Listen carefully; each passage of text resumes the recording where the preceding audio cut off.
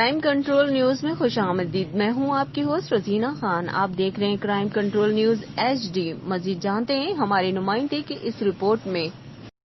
جی ہاں ناظرین، تانا شکرگڑھ ضلع اوکاڑا کے علاقے میں بہت بڑا ظلم، ذہنی معذور بچے سے بدترین سلوک اور تشدد، رسیوں سے موٹر سائیکل کے پیچھے باندھ کر گھسیٹا جا رہا ہے. ضلع اوکاڑا کے گاؤں شیرگڑھ کے قریب گاؤں شیر نگر کے SHO سے درخواست ہے کہ ان ظالموں کے خلاف جلد از جلد FIR درج کر کے انہیں گرفتار کیا جائے. مزید خبروں اور اپڈیٹ کے لیے دیکھتے رہیں crime control Urdu news HD. اللہ حافظ.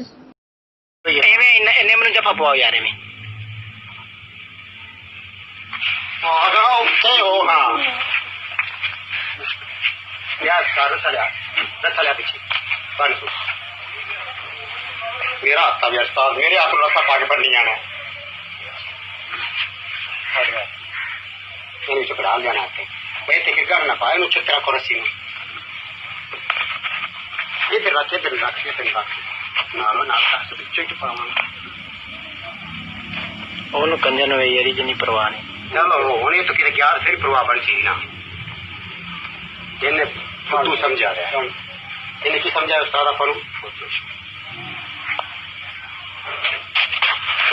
میں بننا اچا کر بننا تکنا کھول نہیں بولنی پڑی تھوڑی توڑ لینی این ہوں کتنے چھیتر توڑ سی رہا میں ڈلا کے تھوڑا کر کے باندھ پہلے بہ جائے بیٹھا رہا رسی کھلی بانا کی رہے بیٹھا بس ہے کیا کیا کتنے چڑنا نہیں. شاباش شاباش لاڑیا شاباش. وے کنا کٹیا کنا کٹیا پیڑ ہوئی. ہاں میرا کہ اتنے مسیر ہے تیرا کہڑا مسیر ہے دیر دی آ کے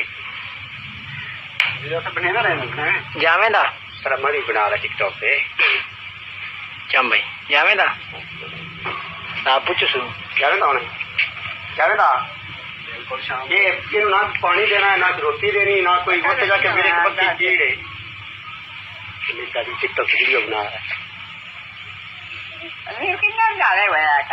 جگنی دے